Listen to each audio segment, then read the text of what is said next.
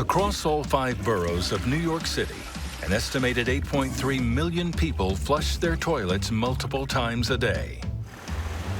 Look at all that crap. It looks like rope. Everything from fecal matter to Clorox wipes go through the city's elaborate network of sewers, creating 1.3 billion gallons of wastewater per day. This is the bane of my existence. This deluge of wastewater travels through some combination of the city's 7,500 miles of sewer pipes, 135,000 storm drains, 96 wastewater pumping stations, and 14 treatment plants to be disposed of. But even with the system's impressive ability to hold, transfer, and treat all of this wastewater, it sometimes gets overwhelmed. Feces, everything else that's getting flushed down a toilet is just resting here, and you can see the impacts. This is the story of the Big Apple's historic and complex sewer system, and how it is evolving to stand up against the combined pressure of 21st century superstorms, aging infrastructure, and increased Clorox wipe flushing. This is nasty. Don't do it.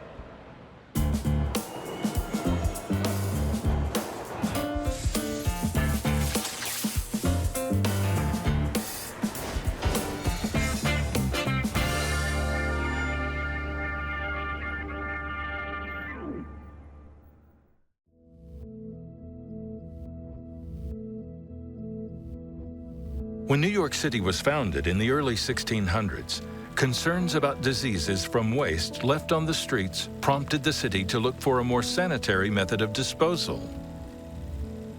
That need birthed the city's first underground sewer system, dug down the middle of Broad Street and decked over with wood, which helped drain waste from neighborhood streets. But this new sewer was an anomaly. In most of the city, people typically disposed of their waste in backyard outhouses. As the city grew and industrialized, wealthier households began to build indoor plumbing. But poorer New Yorkers were forced into overcrowded tenement houses, where it was common for 25 to 30 people to share one latrine.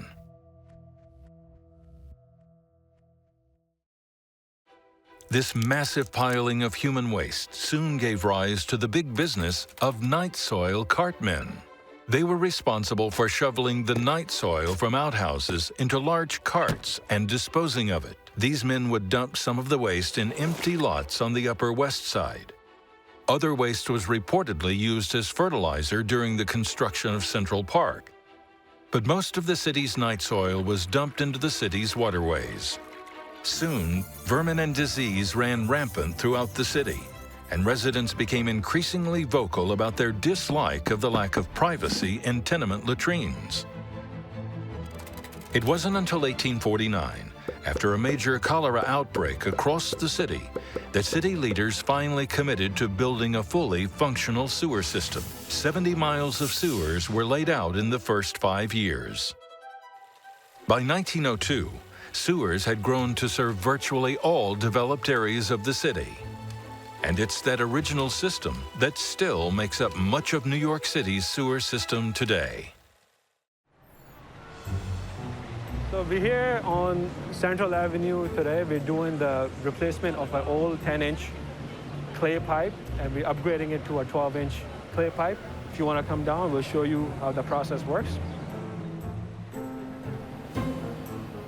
Workers on New York's century-old sewer system aren't strangers to damaged sewer pipes. City officials have invested millions of dollars in large infrastructure renewal projects to keep the city's sewers flowing, like this one in Far Rockaway. So right now, the contractor is excavating to get ready to put the pipe in. Normally, a job of this scale would take about 7 years to complete, but since development is ongoing, and to address these developments and then future growth, the city has put this job on a fast track to be completed within 3 years.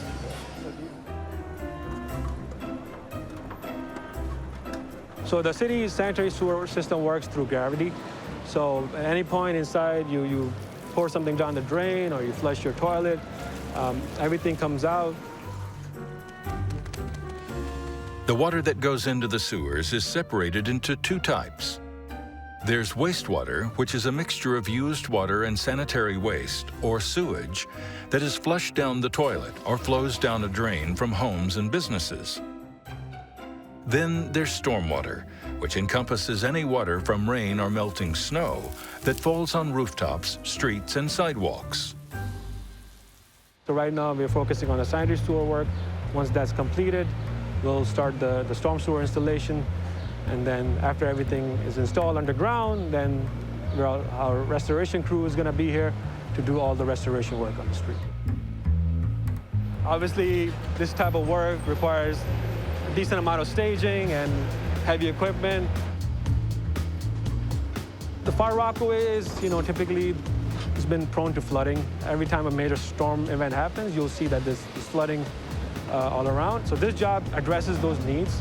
When a rain event happens down the road, at least the flooding could be minimized or could be controlled better.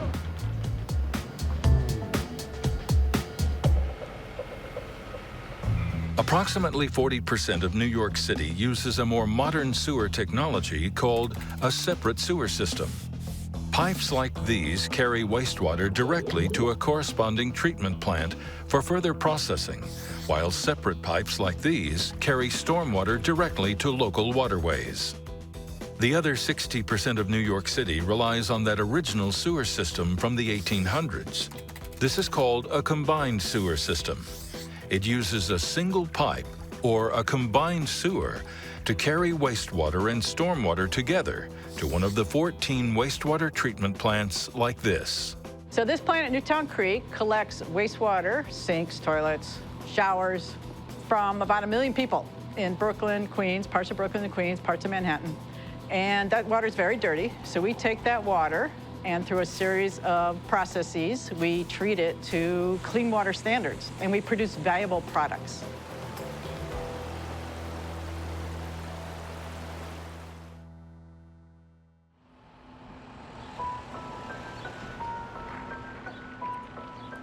Poop, pee, toilet paper, puke.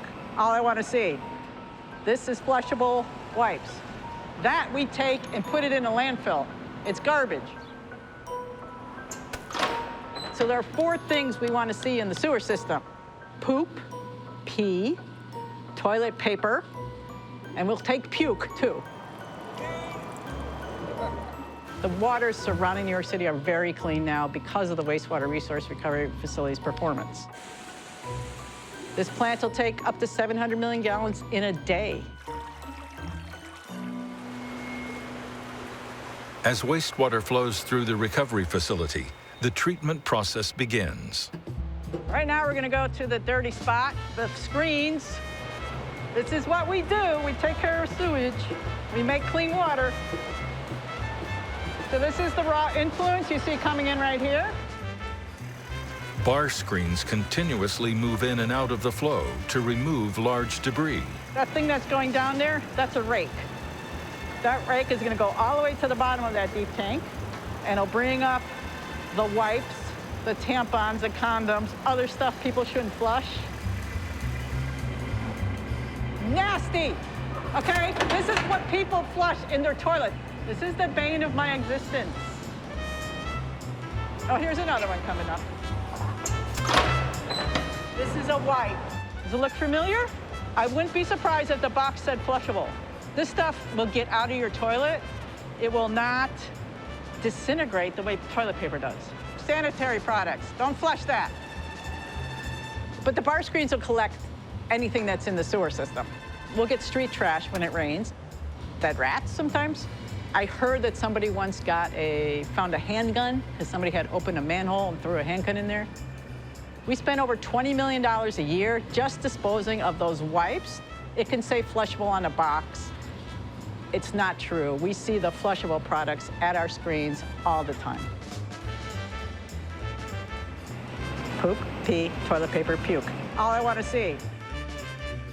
Next, primary treatment starts. And it's a big, long tank, very slow moving.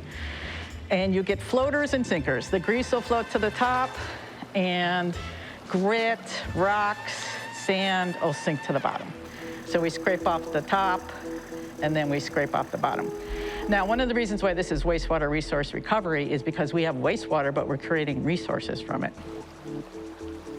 That actual scum layer that comes off the top, very high in organics, it's got a lot of fats. We're looking to turn that into green energy. We're really driving the gas production out of these very cool digesters. So we are working with Waste Management, who collects food waste from restaurants. They make a slurry, goes directly into these digesters, so we're producing even more green gas. And it gets distributed into their local pipeline. So people in this neighborhood are cooking with gas that's made from their poop and from their food waste. It's amazing. Upstairs, watch your step. Such a clear day. It's a little dirty, but if you look inside, the solids that come to the digesters are heated to your actual body temperature, 98 degrees. Anaerobic, no oxygen. They work just like your stomach. We have 8 of them, so we have 24 million gallons of digester capacity here. In the early treatment plants, it was just that primary system where they took the stuff that floated and the stuff that sank, and they would disinfect it. That's called primary treatment. And in 1972, it was required that everybody does secondary treatment. So that really cleans it up a lot more. And that's where we get that biological process. And that was put in here in the 80s. And that's when the digesters were constructed and all the other equipment associated with it. As the sewage water continues to travel through the facility, machines add air to help naturally occurring bacteria consume nutrients and organic material. From here, the sewage slows down again and gravity settles the heavy bacteria to the bottom of these large tanks. Any remaining bacteria is then killed in chlorination tanks through a chemical process called oxidation. So this works just like a forest. If a bear poops in the woods, over time, with the air, the soil, there's bacteria around it, it'll break down and become part of the soil matrix. So we're just basically doing that same thing here, except we're speeding it up really fast. Through a secondary clarifier, the now dead bacteria settles out of the water and the clean water is released. So we chlorinate to kill the bacteria here, the final polishing step. It doesn't make it look cleaner, but just takes out anything we can't see that's potentially a pathogen. So you'll see this is the final discharge. The bubbles are just entrapped air. So we're producing this clean water. It's actually improving the East River as we speak.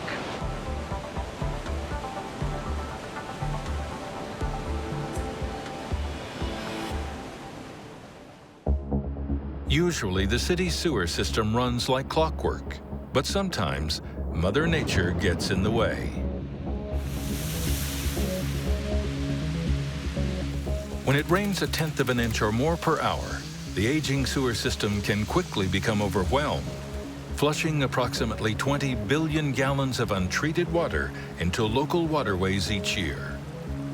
Oil, plastic material, animal fecal matter, you name it, it's there. In one instance, a combined sewer overflow along the Bronx River caused there to be a soggy, wet brown film floating on the water surface.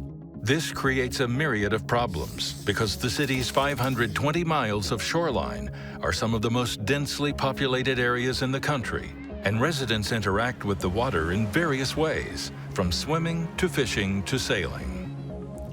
Coming into contact with germ-infested water after an overflow can expose people to external contaminants like bacteria and viruses.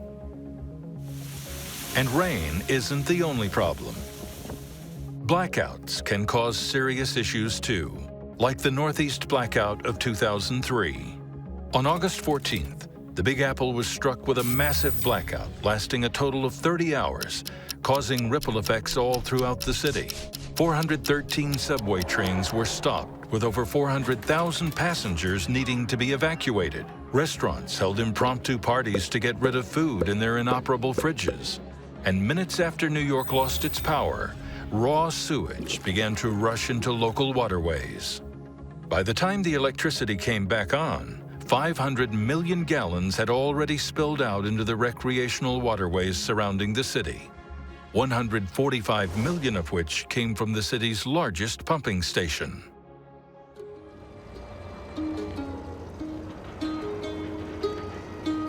The wastewater treatment plant here on Newtown Creek does a significant, tremendous job at cleaning wastewater, but it doesn't work when it's raining. On a dry day like today, everything in this blue area all goes to the wastewater treatment plant. Rainy day, it overwhelms the system. When there's a rain event, anything that you flush down your toilet, put down your sink or your shower, there's a good chance that it's bypassing the treatment plant and coming directly out here. A CSO is a combined sewer overflow. CSO events happen about 40 times a year on average throughout New York City. So Newtown Creek is this little tidal tributary of the East River, and we have all sorts of marine wildlife here, though, which is, I think, always kind of surprises people. Crabs, shrimp. So yeah, the cormorants scare off pretty easily. So the water, even though it rises and falls with the tides, there's no real current back and forth. So when CSO is discharged, because the water's so stagnant here, it has lasting impacts.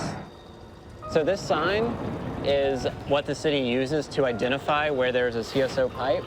Underneath the water here is BB011. And I can tell you this is a very small pipe and is not a major concern for water quality here. Where we're going is like really, really bad. Here's another CSO sign on the clean side here. This area we're getting to is what's known as the turning basin, and they dug it to make it much deeper so that giant ships could come and turn around here. This is where the water quality starts to get much worse. We're further from the East River. The shape of the turning basin slows down the movement of the water. And of course, the indigenous populations that lived here, the Lenape, this was one of the areas of the creek that they inhabited. So we're gonna sneak into this inlet. This is what's known as Maspeth Creek. The unfortunate main function of this inlet is to service this combined sewer overflow that we're gonna see up ahead. Fortunately, we're here after a week of dry weather, so this thing hasn't discharged. The sign is a little bit obscured, but this is known as NCQ 77. This is one of the largest sewer outfalls in the entire city. This is over 300 million gallons a year of untreated sewage coming out of this pipe. And you see all these bubbles that are coming up? So this is all organic matter that is decaying here. It creates gases like methane and hydrogen sulfide, which is what we smell right now. Sewer hasn't overflowed in probably over a week at this point, but the impacts are so severe because the amount of sewage that comes out of here and the very stagnant conditions, all of that sewage comes out and just settles here. I mean, it's disgusting. Feces, everything else that's getting flushed down a toilet is just resting here, and you can see the impacts. It can be very frustrating and difficult to work on issues like fixing the CSO problem. The plan will be to dig really large underground tunnels that will hold the rainwater during a rain event until after the rain is over, and then pump it to the wastewater treatment plant. Overall, New York City has made significant progress on water quality in the city. And the majority of the time, places like the East River and the Hudson River are swimmable. The short of it is don't go swimming or touch the water after a rain event.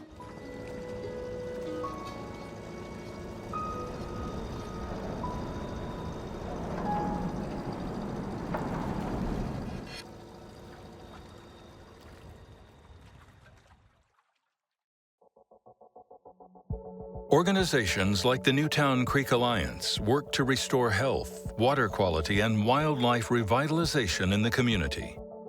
One way is through the development of more green roofs like the Kingsland wildflowers at Broadway stages. First initiated in 2016, the project is situated in a once derelict industrial area in Greenpoint, Brooklyn. It now covers over 23,000 square feet of green roof that is home to over 30 species of plants and provides habitat and food sources for wildlife that rely on pollen, seeds, nectar, and decaying matter. What helps fuel the green roof technology is stormwater.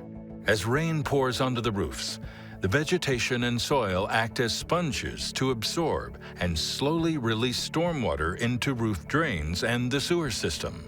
This helps prevent wastewater treatment plants from becoming overburdened and, in turn, the release of sewer pollution into local waterways. The reduction of stormwater runoff is especially crucial in low-lying areas like Greenpoint, where flooding during rainstorms occurs more frequently.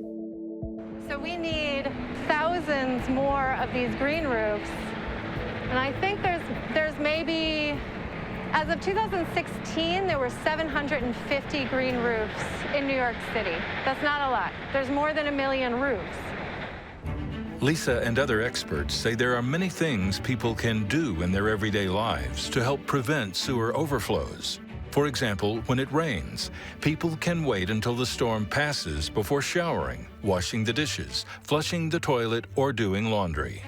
But there is another major sewer issue people can help solve with small changes to their everyday lives. The New York City Department of Environmental Protection released an ad campaign in 2019 called #FatbergFreeNYC. At the crux of the campaign was its slogan. Trash it, don't flush it.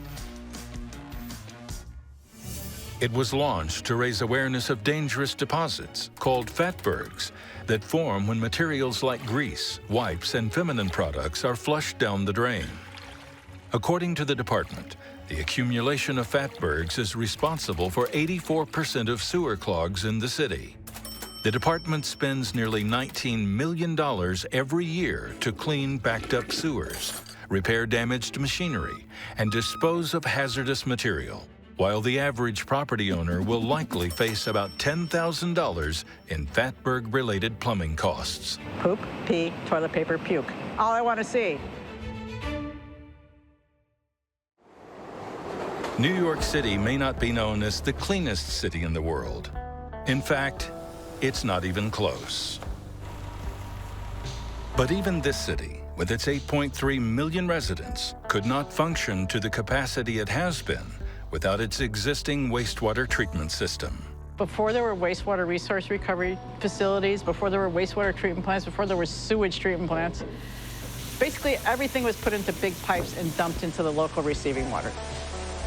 So you had horse poop on the street, you had human sewage, you had animal waste, you had dirt, whatever. Eventually, as populations got more dense, that's a problem. The receiving waters got really dirty, they became very unhealthy, and people wanted to swim and wanted to fish, and that was compromised. So we built treatment plants. We intercepted all those pipes to treat wastewater to clean standards. That relies on teamwork between sanitation workers and mindful city residents. You know, it is a city system, it belongs to everybody, so we have to make sure whatever we put in is not only impacts safe for them, but it also doesn't impact the city system. Sometimes when people complain, I say, yes, I know it's a smelly operation. We got lots of systems to deal with it, but we're taking care of your poo for you.